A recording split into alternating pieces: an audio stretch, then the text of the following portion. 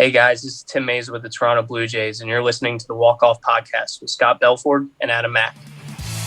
It's the Walk Off with Scott Belford and Adam Mack.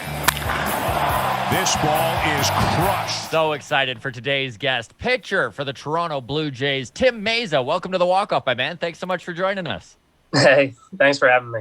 Yeah, buddy. To start with, huge congrats on your Tommy John recovery. No small feat. And then another congrats in need here for winning a spot in the bullpen this year. Yeah. It's been fun. It's been kind of a wild ride. You know, you go back the last 17 months and a lot has happened, not just, for me, but in the world in general. Yeah. You kind of synced up with the world there on just things that you got to live through, eh? Yeah, definitely. But a wild ride for sure.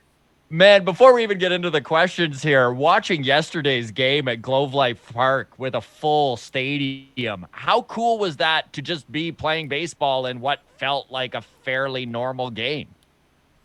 Yeah, it's always cool when you have the fans and that kind of atmosphere, and to go from almost no fans to then close to 40,000 yesterday was a cool experience, and definitely adds a little bit of adrenaline and stuff when you go out there and pitch. But very cool and great to be there with fans for pretty much the first Ranger game with fans, right? So yeah, they kind of went all out with the opening day ceremonies and the flyover, and it was super cool.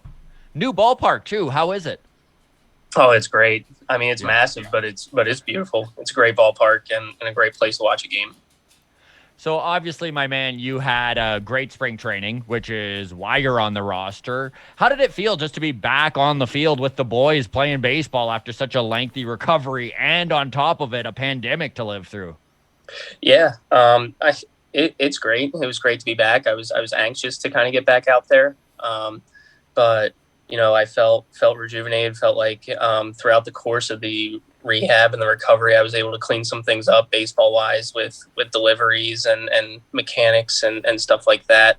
But to get back in a clubhouse with your teammates and back out there competing, there's no feeling like it. And I'm happy to be back and be back out there competing.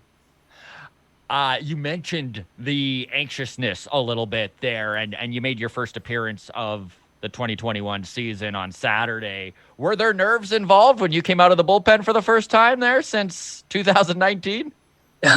Yeah, for sure. I think you always kind of get a little bit of those pregame nerves when you get the call and you warm up and you do all your routine to kind of get ready for the game, but to not be out there for the length of time that I was, and then to get out there and get that first one was definitely, there was a little bit more emotion involved. And, I like to think that I had a few emotional misses with some pitches throughout that outing, but I can imagine. Yeah.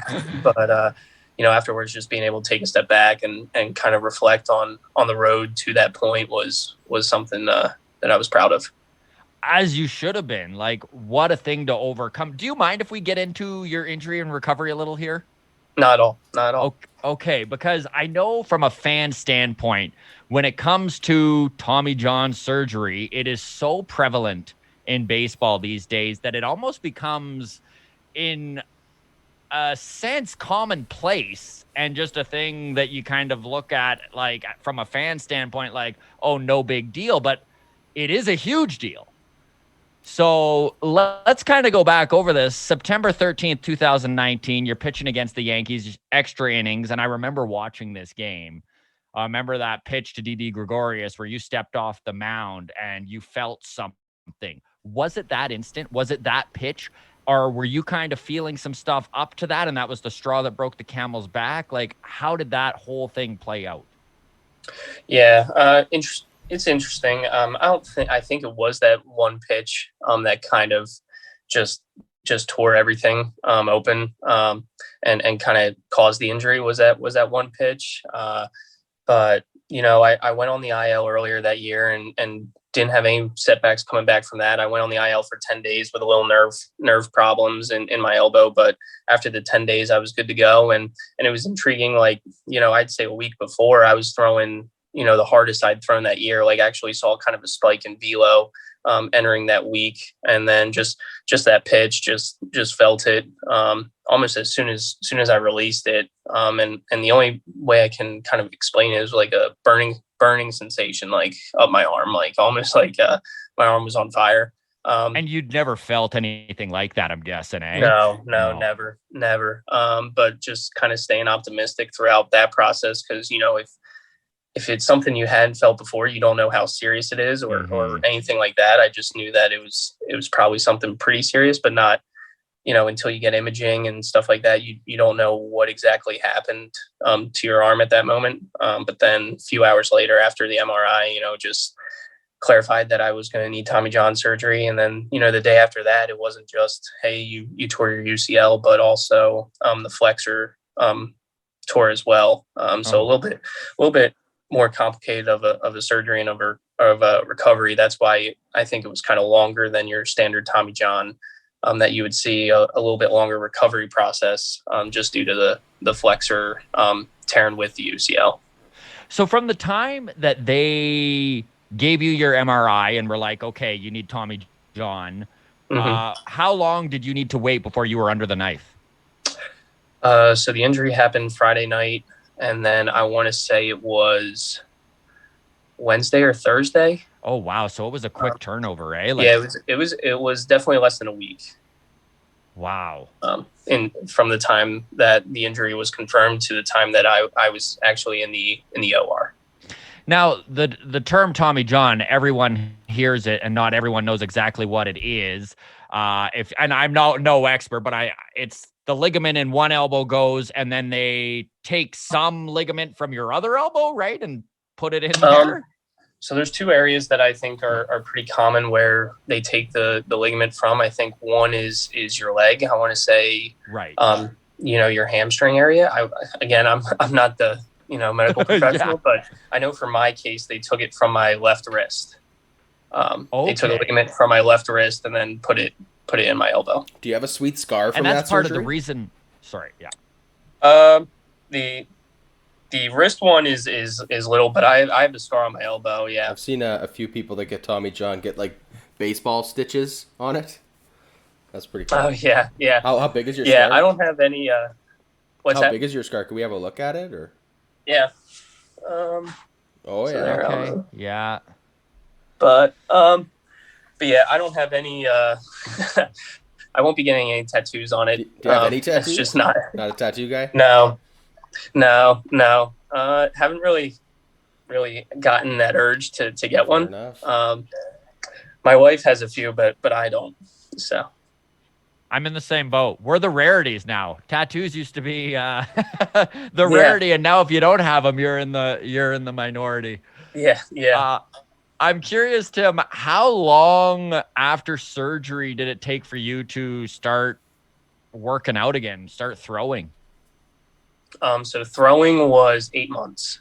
So it was a full 8 months. Wow. And that's before you could even start building strength back up.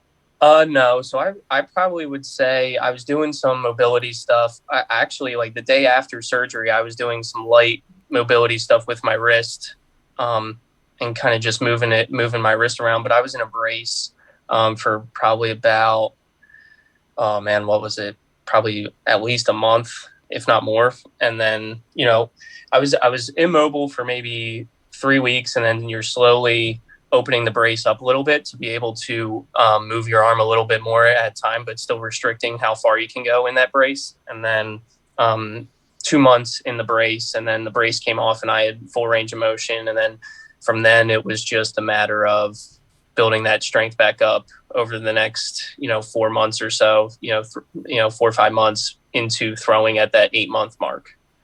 So once you finished up your surgery and you're kind of at the point where you're ready to physically train again, was it the Blue Jays doctors that kind of set out a rehab routine for you, or was that kind of on you a little bit? Like, were you getting a hold of other guys who had Tommy John? How did that whole process play out for you?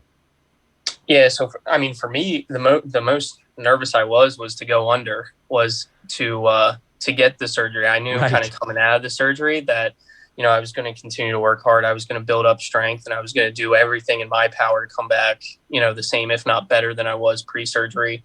But there was constant communication between me with the Blue Jays and with, the physical therapists, the medical team, the trainers, and then the strength and conditioning side as well, to kind of formulate a plan moving forward after surgery. But I was doing all that from home, where I was going to a PT from home who was in contact with the Jays as well, and kind of making sure that we stayed on the plan and go from there. But I was making some visits to Florida to meet with, the trainers and the medical and strength conditioning staff as well. I probably went, maybe I would say like once a month for that first little bit until spring. And then spring happened, and I was in spring training for maybe 2 weeks, expecting to be there in Florida for the whole season and do all my rehab out of there. Right. When kind of everything shut down, they sent everybody home, and I was, on my way home, I stopped at a Dick's Sporting Goods and called the strength coach and was like, "Hey, what do I need to get through, the next month? That way there's no like hiccups or delays in my return back."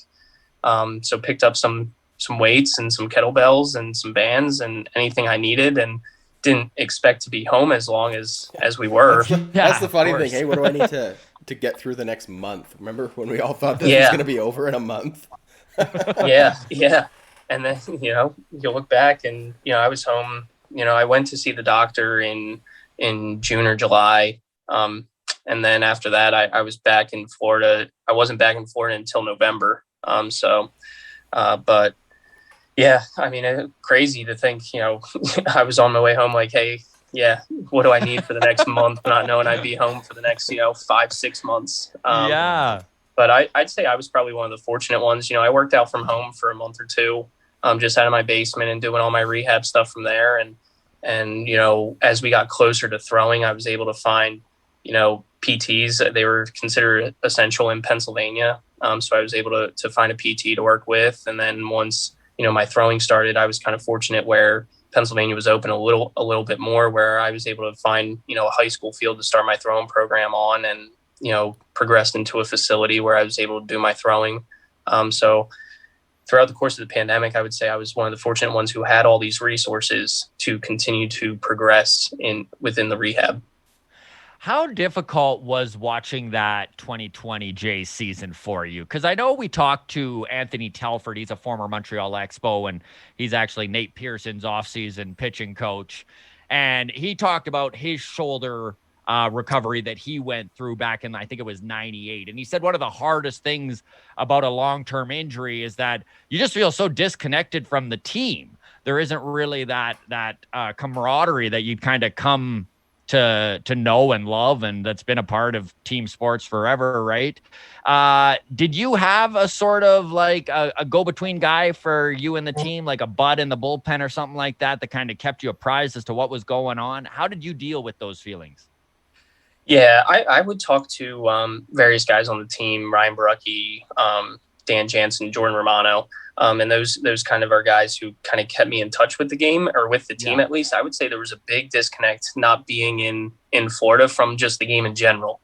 Didn't really watch much baseball. The Jays weren't on the local TV in Pennsylvania. I was fortunate where they were when they played the Phillies. I was able to watch them. But for the most part, kind of was disconnected from just the game in general, which, looking back, I don't know if it was a good thing or, a bad thing. I think it was probably a good thing to kind of take a step back throughout rehab and almost reset and recharge and not think so much about the game, but continue to take each day with what it had and what my goal was for each day, and not think too much long term. I think if I was watching baseball every day, I would constantly have the itch like, okay, we got to get back sooner. We got to get back sooner. We got to get back sooner, instead of really focusing on each day and what can I do to just improve and progress, just the smallest amount each day of that rehab. That's interesting that you kind of had to compartmentalize each step. Otherwise you're almost torturing yourself, right? Yeah. Yeah, but I mean, it was fun to watch them when they played the Phillies, and it was fun to watch them in the playoffs. It was definitely an exciting team, and still is an exciting team to watch. Yeah, aren't they? As a Jays fan, we're all pretty into it this year. The boys look good. Yeah. Still early, but we're still on the early. right track. Absolutely. Yeah, it's a good start. So you come all the way back from Tommy John surgery and you enter spring training this year as a guy that maybe isn't at the forefront of the front office's mind when it comes to a spot in the bullpen, but you want a spot outright. What was your mindset when you reported to camp? Obviously this was your goal all along, but how did you go about your business to make it happen? Yeah, I showed up to camp mid to late January, knowing that I had a few more steps to take to finalize my rehab and to get a return back to play, complete, just some bullpens. I had to face some live hitters. I had to do some, simulate 2 innings in those live ABs, and had to simulate a longer inning in the live ABs as well. So those were some boxes I had to check. And then, the final step was towards the end of spring, either getting a back-to-back or what we did was pitch day off pitch. And that was kind of that final step and final box that I had to check. But, I was just going into spring, like feeling healthy and wanting to just, make quality pitches, and knew when I got back out there that I just wanted to compete and get after hitters, and you kind of let everything fall where it may. And was fortunate enough to, have a good spring, pitch well, and earn a spot on the team. So very exciting stuff. But again, it was very like a simple mindset where, hey, just attack hitters with your best stuff. You have a game plan going out there of what you do well, and do it to the best of your ability. Control what you can control, sort of thing. Exactly. That's exactly what it was, control the recovery, control, when it's your time to throw, going out there and competing. I can imagine that even now it's still a little surreal. I mean, if you think about the last time you pitched with the Blue Jays, September 2019, it really was a very, very different team. Just personnel-wise, it's changed. Almost at least half the guys are new guys, maybe even more. What is the vibe like in the clubhouse right now, and what has changed from 2019? And even though I know it's early in the year, do you feel like there's a good chemistry within the bullpen? Yeah. I mean, the chemistry's great. You just in the clubhouse, you just feel a lot of positivity. A lot of hardworking guys who are there to do their job and get the job done. But it's a great feeling in the clubhouse right now. It's very positive, very energetic. Obviously we have a lot of young, exciting players, which brings that energy to the field every day. And yeah, it was great. It's, of course, like you mentioned, 2019 was a completely different team. So it's like, I show up to spring and I'm just introducing myself to everyone all over again, Yeah. Hi, I'm Tim, one of the longest tenured Blue Jays. I'm not the new guy. You're the new guy. Yeah, you're the new guy.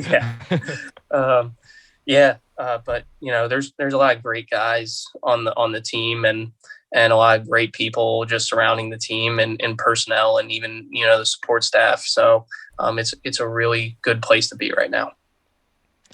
So I'm curious, Tim, because the Blue Jays came out and said, Pete Walker in particular said that he doesn't view you as a left-handed specialist, which obviously with the new 3-batter rule, that's a good category to not fall under these days.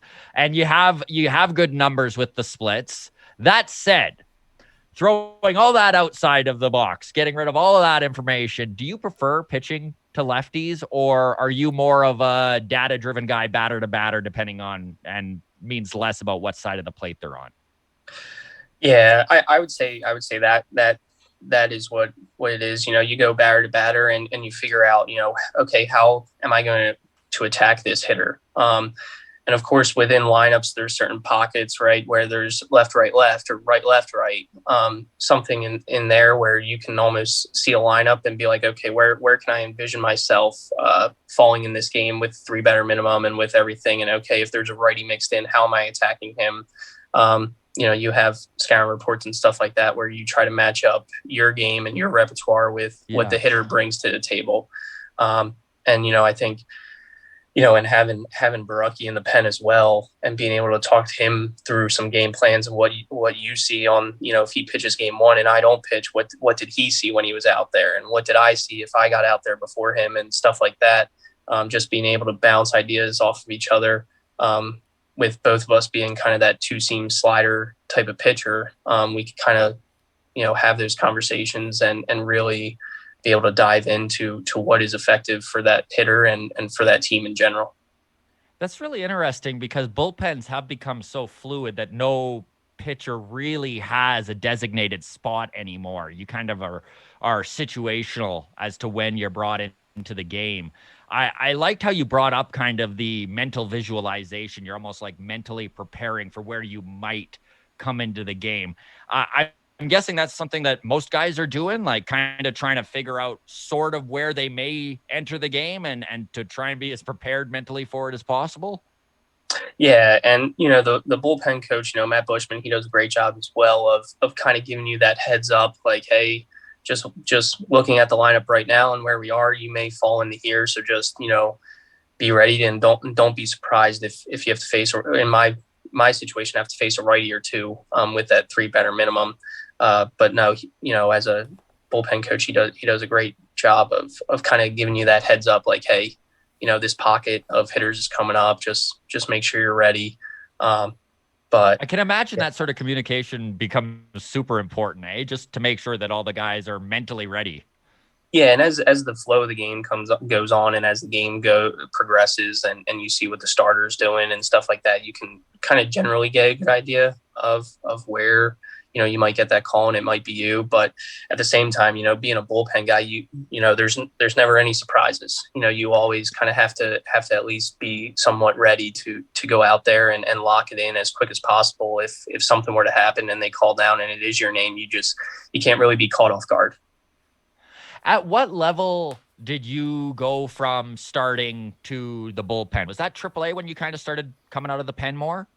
No. So what happened was I got drafted in 13 out of college. I made maybe 2 or 3 starts, and then I kind of was a long guy in the pen or just put in the pen. And so early in my career, I made that transition to the bullpen role, and then just kind of evolved with each year. My first 2 years actually didn't go well at all. But then, had a really good year in Lansing and kind of progressed. And, I was fortunate to get a spot start. And I think that's where, the light bulb kind of went off in that spot start and progressed throughout the system from there.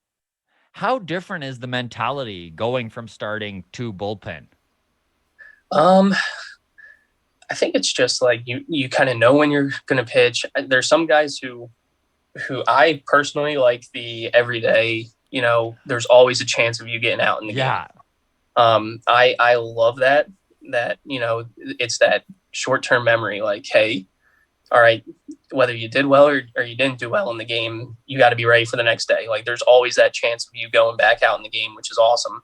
I think a starter kind of has their set day where they know they're going to start, and, they know who they're going to pitch against, and kind of can get more of maybe a full game plan of how to attack those hitters. But I think the difference is just you in a bullpen, you're always kind of turned on. You're always ready to go, and you got to always be ready each game, unless, of course, you throw maybe 2 out of 3 or something like that when the pitching coach just says, hey, you're down today. But for the most part, I would say the difference is just that mentality where you're just always ready each and every day. Just guy to guy, I love how pitchers' brains work, because they are so different. Like, you look at a guy like Ryu, and he's like routine central, right? Like, it's like he has his routine down. But then you see a guy like Jordan Romano, and he's pacing that bullpen every single day. Like, it looks like he's ready to just get into the game from the first inning on. Yeah, and guys, where starters have their routines almost on a daily basis, I would say relievers have kind of similar routines. It's just maybe a little different. You don't have your set. You have your set lift day, and then throughout the game you have your routine as well. Guys may have like an inning where they stretch, or for Romano, it's his routine of maybe getting on the mound, throwing some dry throws, or just kind of pacing. That kind of thing. But I think whether you're a starter or reliever, you still have those routines that get you locked in or get you prepared each day for the game. They just may be a little different in how it gets accomplished. So I want to talk Pete Walker with you for a second here, because he just seems to have this ability to connect with pitchers and tweak little things and figure out a game plan that works best for him. I'm curious what your experience with Pete has been as your pitching coach, and if there's been any little tweaks or things like that that he's given you that has increased your pitching acumen over the years. Mm-hmm. No, Pete's great. Obviously he has a wealth of knowledge that he's able to offer, and I think even more so, he's a great communicator.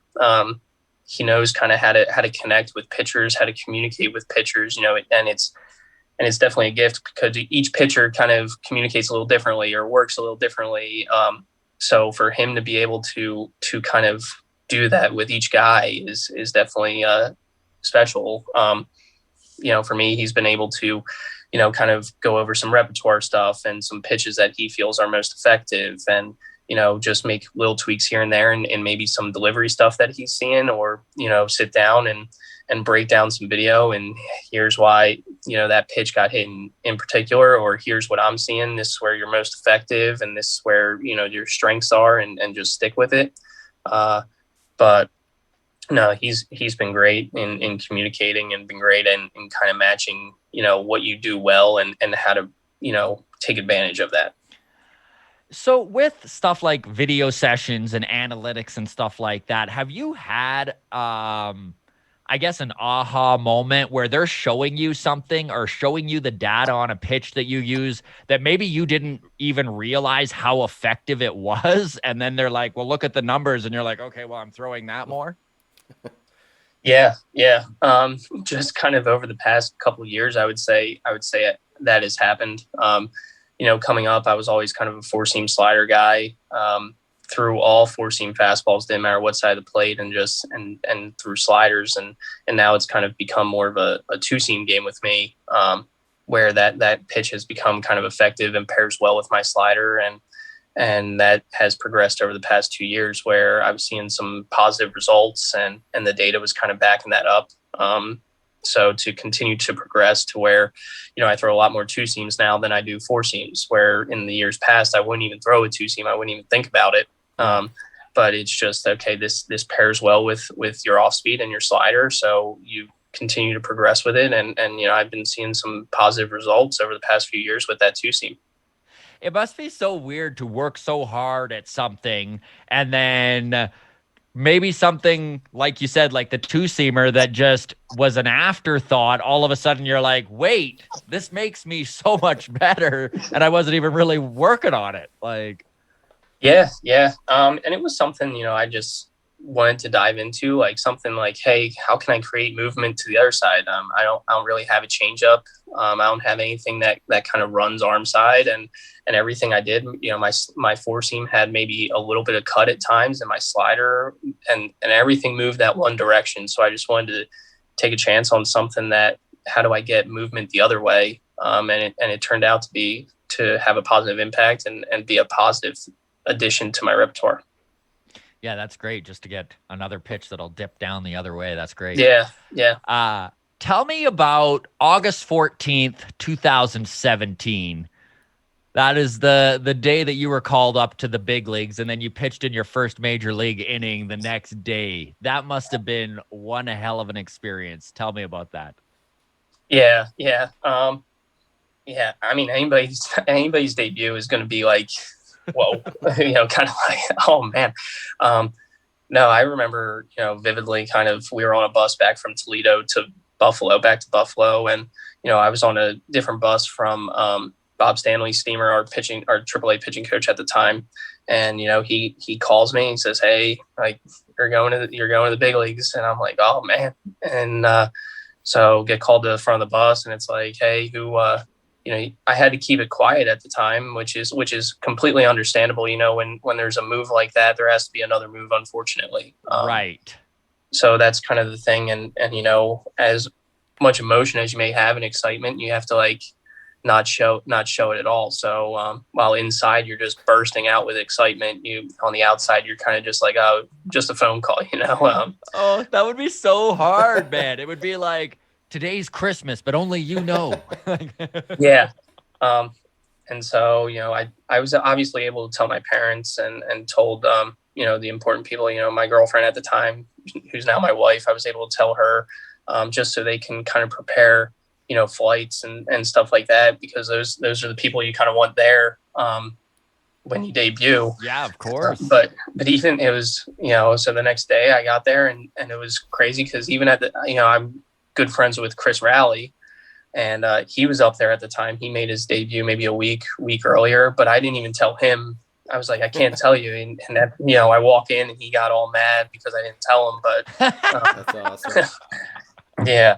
But no, I mean, it was super exciting and to, be able Must to have do been that. so validating too, eh? Just after all of that work and like having that singular goal and to accomplish it, it must have just been like, holy crap, it was all worth it.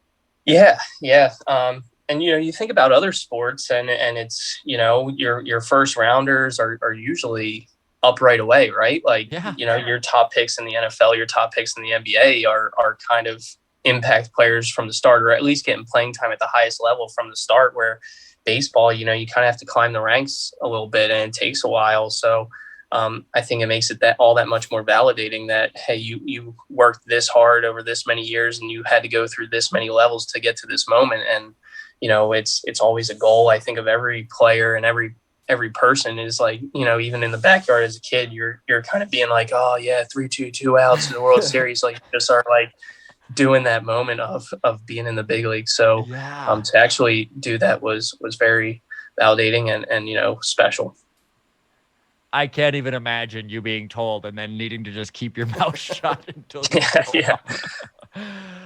So from the first inning that you pitched in the big leagues to where you are as a pitcher right now, 4 years of experience in, what's the biggest difference for you on and off the field?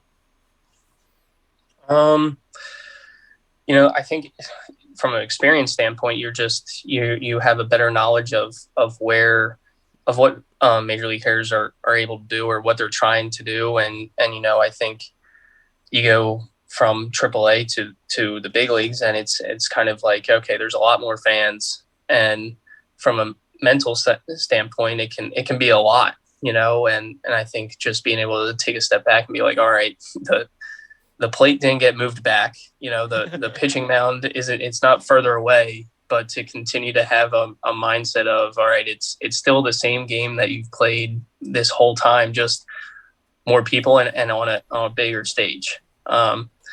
So just being able to hone in on the mental side of that, because it can be a lot and it can be overwhelming at times. Of course. But so the mental side is really what you feel has solidified over the last while. Yeah.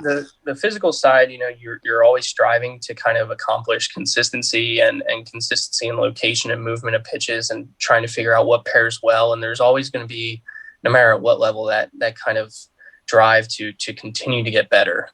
So I think at the major league level, that hasn't changed at all for me. I'm always striving to get better and how can I improve on the last outing and the outing before, what tweaks can I make and what can I build upon. But I think the mental side is the side that has come along the most, and just being able to almost, kind of block out all the noise and just focus one pitch at a time and really just have that one pitch mentality where it's okay, I'm going to attack the hitter with this pitch right now. And then, once that pitch is over, okay, what do I do next? Whether it's ball or strike, how do I pair it up with, and how do I get this guy out? How big of a deal is your catcher when you're on the mound deciding what's being thrown? Like, are you a guy that you prefer just to get the sign and just trust the guy, or do you kind of have a game plan in your mind too? I'm sure there's communication between you, like you have a game plan, but how do you like to pitch? Yeah, and that's the great part about spring training as well, is you're building that relationship with the catchers. And, it's not just one catcher, but you're building that relationship with 4 or 5 catchers throughout the course of spring. And they're getting to learn you and what you do well and how to set up with your pitches. Where do you like to set up? What pitches do you like to throw to certain hitters? So that's the beauty of spring training, is you kind of work all those things out. And then, when the game comes, they understand what you're trying to do and where to set up on certain things. But, I'm somebody who I kind of have a game plan in my head and have a simple game plan. But at the same time, I'm also trying to focus on one thing, and that's executing whatever pitch he puts down. So I think no matter what gets called, you have to have confidence in what you're throwing. And I have full confidence in our catchers and what they're able to put down, and it's about executing that pitch. I think any pitch that's thrown with confidence, and that you execute is more than likely going to have a positive result. That's great, man. We're going to take a little bit of a left turn here. I'm going to throw to Adam, and we do this little thing called foul territory, and we step outside of the baseball box a little bit here. So he's got some questions for you. All right. Yeah, no problem. All right. First question actually still is kind of in the baseball category here, but it's a bit weirder than maybe Scott was getting at. All right. So Vernon Wells used to play for the Toronto Blue Jays. Recently came out and pointed out the fact that in the MLB and across baseball, it's really the only sport where managers and coaches wear player uniforms, basically. And he thought it was dumb, and he thinks it's time for that to end, and he wants to see coaches in, I guess, suits. What do you think of that? Do you like in baseball, the coaches, managers wear uniforms? That'd be a weird thing to see, right? Like, who was the last coach to not wear a uniform? I can't imagine. Like, yeah. Can you imagine Tony La Russa in a suit kicking dirt on a home plate? yeah, that's a funny thing to think about. No, I don't know. I know until it gets done, I don't know how I would react, honestly. Like, I know you've seen it right since Little League, right? Yeah. I mean, I guess so. I think, kind of there's some coaches in Little League that wear like maybe cargo shorts and a polo that says like coach on it, but the dad look. Yeah. But other than that, high school, college, like all those coaches are wearing the uniform as well. But I honestly, I don't even know how to react to that. That would be strange at first. It was a strange comment to even read when I saw that quote. All right, this question actually my wife helped me with. She was asking, so what's a work day look like as a pro ball player? Because obviously a baseball game is already basically a full work day for most of us, clocking in at around 4 hours or more. How long before the game do you show up at the stadium? Are you hitting the gym earlier? Yeah. So let's just take today as an example. This is a 7:00 game. We have a 2:00 bus that takes us to the stadium, and then from there you usually roll out and stretch. If you need something in the training room, you get something in the training room, and then you go out. Like for us, we go out and play catch before BP happens, and then you shag for a group of BP, take it in, get a pregame meal, get showered up, get ready for the game.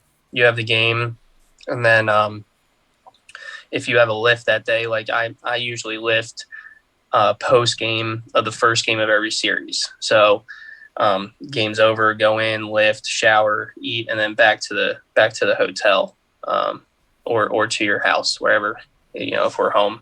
But yeah, you're usually getting there, I would say probably in between 2-3 o'clock for a 7 o'clock game, usually closer to 2:30. But yeah, and then usually quite a bit earlier than the game starts too, hey? Yeah. Out of curiosity, do you guys eat during the game ever, or are you pretty regimented at before and after? You don't want to like be all full. Like, games are so long sometimes. Like in an extra inning game that's 5 hours, are guys snacking at all? Yeah. Guys are snacking. And in the bullpen, we have some snacks out there for us to snack on. So what's your snack of choice then? What's your go-to snack? Do you get a preference, or is it just here's the snack tray, help yourself? Yeah, I mean we have a bag of snacks. I don't know if I have a go-to. I think it depends what I'm feeling. Usually I enjoy some Starburst. Okay. Throughout nice. A little bit of sugar. Yeah, exactly. Yeah. So not the healthiest snacker, but something easy. That's great. You mentioned going back to the hotel or going back to your house, depending on where the games are. That's obviously not quite happening for the Blue Jays this year. You have so much uncertainty with where your home games are even going to be played. I know you're starting the season here in Dunedin, I think until May or some point in May potentially, and then there's a potential move to Buffalo, and I know some people have speculated, hopefully, that maybe you make a return to Toronto. How much does that affect you? Are you guys just living out of a hotel? I mean, it's not like you can go find an As we apartment. look at the hotel room behind you there. Yeah. So, yeah, for home games in Dunedin, you have kind of your choices. You know, you can Airbnb or you can get hopefully a monthly rental on an apartment, or you can just hotel it, where you just check in, check out of the hotel for home and road series. So you have your choices at home, and then obviously on the road, you're pretty much in the hotel. You have no choice, which is kind of standard. But no, I think a lot of guys have either month to month apartments down in Dunedin, or they're just Airbnb-ing for the time. So something along those lines. Obviously, until we figure out when the next step is. Right. I think we have 3 home series in Dunedin, and then For now, yeah. and then after that, who knows if it's stay there, if it's a move to Buffalo, or what the timetable looks like to go to Toronto. Is it affecting you boys at all, the uncertainty? Or I guess after this last year of a pandemic, everyone's just used to uncertainty?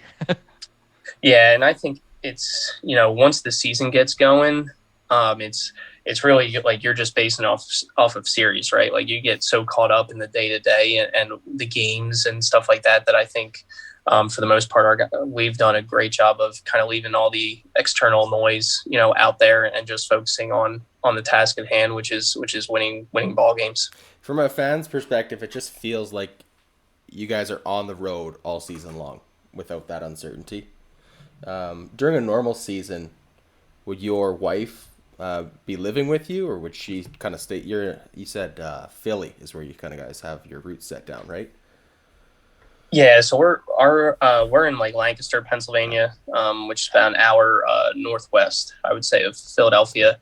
In a normal season, usually I'll see her. Maybe she'll make some road trips, or if when we leave Toronto and go to the United States, she'll pick a city that maybe she hasn't been to and wants to enjoy, and she'll visit out there.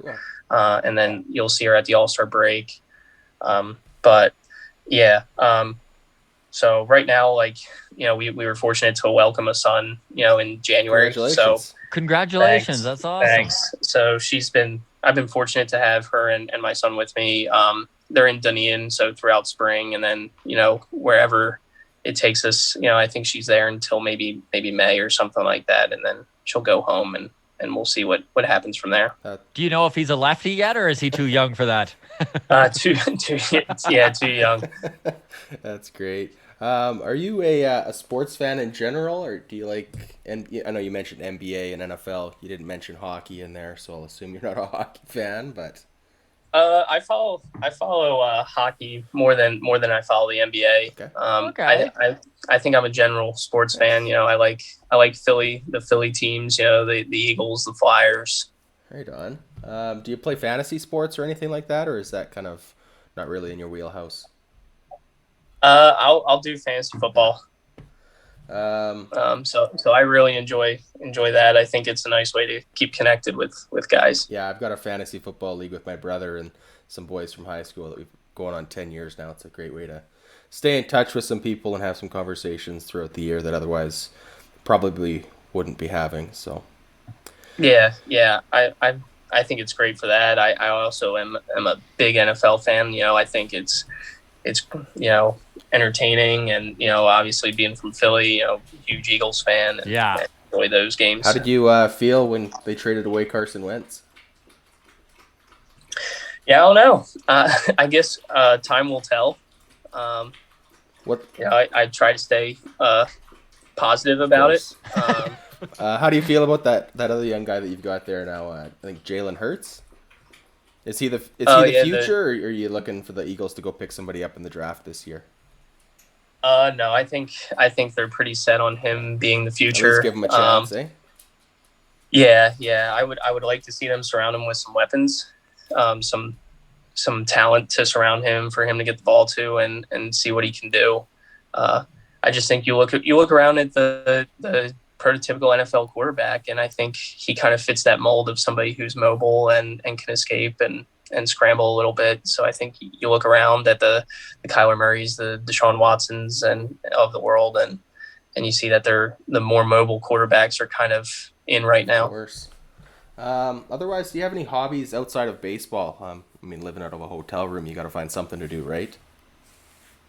Yeah. So interesting enough, I enrolled into a master's program about 2 years ago. Wow. Yeah, so I have been staying busy that way. I always wanted to finish my education, so I did that. Graduated in December of 2018 with my bachelor's, and then was sitting around, and I'm like, okay, I have all this time in the morning, to knock stuff out or to stay busy. So I ended up enrolling in a master's program, which, again, the timing kind of couldn't have been more perfect. Right. I didn't Which expect to program get is into it? It's the Professional Masters of Sport Administration from Ohio University. So Very cool. So yeah, let's fast forward 10 years into the future then. yeah. What can you do to put that master's to work? Yeah. So that's kind of the question for me. Obviously, you want to play baseball as long as you can, but I always wanted to set myself up for something life after baseball, and how can I best be prepared to move on as quickly as possible. I didn't want to have to go back and finish school or do anything when I Right. was done. And you have all this downtime in the morning that I would wake up and kind of knock out assignments. But what I want to use it towards, I don't know. I go back and forth a lot. Do I stay in the professional side and kind of hope for a front office role, or do I've always kind of had a passion for college athletics. My personal experience in college and being a student athlete was great. So, how do I pass that on to other people and help them to get the same experience that I did? So do I go the college route and maybe strive for an athletic director position? That would interest me as well, but haven't been set in stone on anything. Just kind of taking it one day and 1 year at a time. But I kind of lean towards the college athletics side and being able to impact student athletes and improve their student athlete experience wherever they are. That's very cool, Very man. cool. Congratulations, by Yeah. the way. That is Thanks. Yeah. That's awesome. Yeah, so I'm on my last assignment. I got one assignment left, and that's due in 2 weeks, and Wow. and then I'll be done and done school. I don't see a Dr. Mayza in my future. So Well, you've really kind of timed everything together here, right? The pandemic's wrapping up. You've recovered from your surgery. You're on the Jays again. You're finishing your masters. yeah. So, but no, I mean, I couldn't be happier with the program, and there's other people who are in that same kind of boat sports world, and they're kind of either looking to transition or move up in their roles. So it's a very cool group, and we have Zoom calls and catch up and stuff like that. So it's not just strictly it's unique in the sense of there's a lot more networking. We don't do a whole lot. Obviously we have our assignments, but it's not like a strictly online program. We have classes and we have kind of virtual happy hours where we get to connect and figure out what everyone else is doing with their days. I've got one last question here, and then I think Scott's got some listener questions. I got some to throw listener at ya. questions if you can stick around Yeah. for another few minutes. Yeah. Sweet. Yeah. Shohei Ohtani, I'm sure you're familiar with him. Yeah.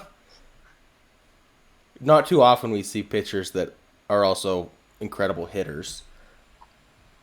Growing up in minor league sports, it always seemed like the best pitchers on the team were also the best hitters on the team.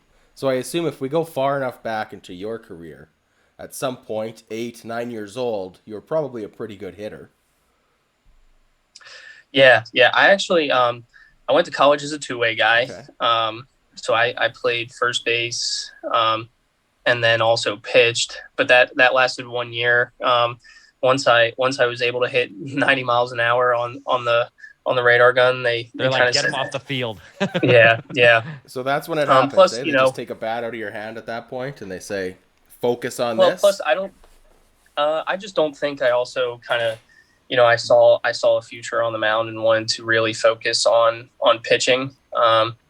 It's you get to college and it's tough to do both. It's really hard, and to see what Otani does, like he is it's It's wild. remarkable. Yeah, yeah. Like very special to watch, and he's probably the most interesting player when you think of what he's able to do on both sides.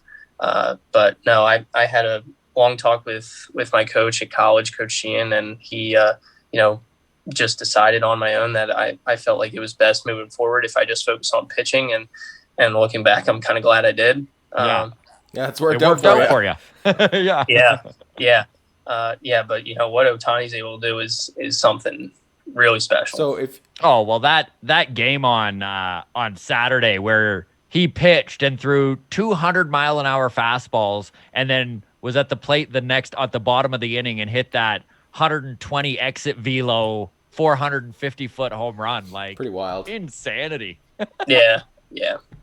All right, Scott, you got Yeah. some listener questions? All right. Well, actually, it's funny, Tim. Number one, thank you so much for agreeing to come on the podcast. I know since we announced that you confirmed you would do it, we've had so many listeners reach out, and they were really excited about it. So some of these are handles from our Discord and not real names. So we'll just kind of go with whatever they have marked down here. So this one we'll start with Pantor 4. I guess Pantor 1 through 3 were taken.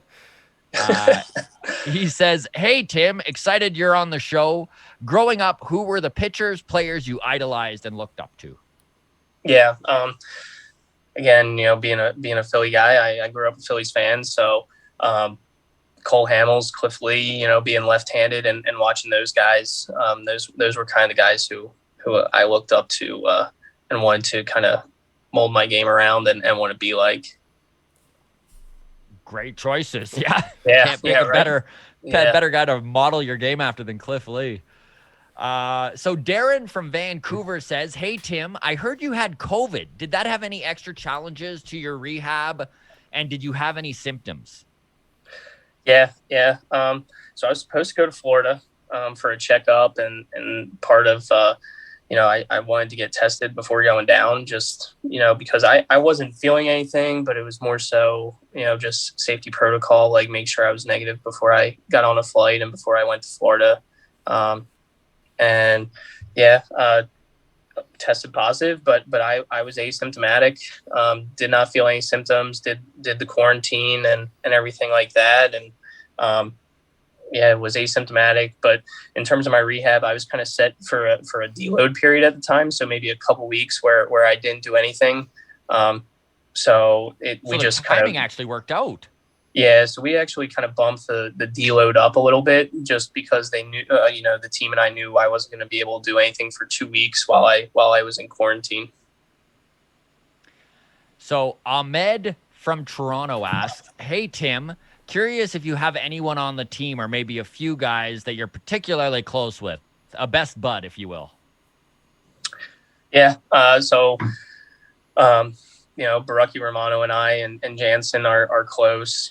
I think part of that is we kind of came up together and played with each other for a few years and here and there. So those guys, in the mornings we'll go get coffee and stuff like that. So I would say those three, but obviously, there's guys in the bullpen. David Phelps is a Pennsylvania guy who, I've been able to talk to a lot. And there were times where we would work out at the same place and bounce ideas off of. And he was great, kind of throughout the rehab of if I had anything going on, I would reach out to him as well. That's great. So it must have been nice to have those boys on your side there just to kind of check in and see what's going on with the team, eh? Yeah. And it's crazy, like, because Tommy John is such a, common injury now. And it's like having these guys around who have been through the rehab and been through the throwing progression to talk to was great as well. So Sarah in Regina asks, "Hey, Tim, You've played for all the Blue Jays affiliates. Did you have a favorite? Um, hmm. There's a couple that I like, but all for like different reasons. I thought Lansing was a really cool affiliate. You have Michigan State right there, which is nice, and I think the setup was great. The Florida State League is kind of a favorite of mine. Not I think I had one of my better years pitching there, which may create some That always bias. helps, right? Yeah. Yeah. Fond memories. Yeah, but it's like, you think about the weather and you don't have to battle the cold like you may in the Lansings and New Hampshires and Buffaloes Yeah. of the world. And then the travel's great where, there's a lot of real close places that you play where you just commute. You play Clearwater, which is a 10-15 minute drive, and there's a lot of places. So it was nice to be able to go and come back and not be on the road for long periods of time. But they all have their perks.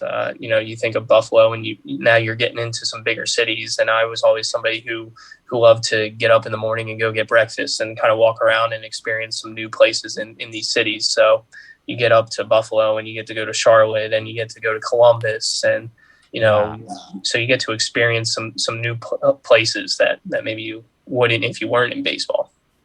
Speaking of new experiences, what was your first time in Canada? It was Vancouver.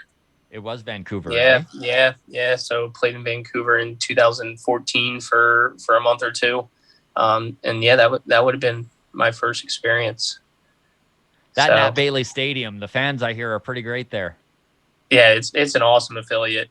It is very awesome, and the city's great, right? Like there's so much to see there, but it's very cool. It's a very cool place to play.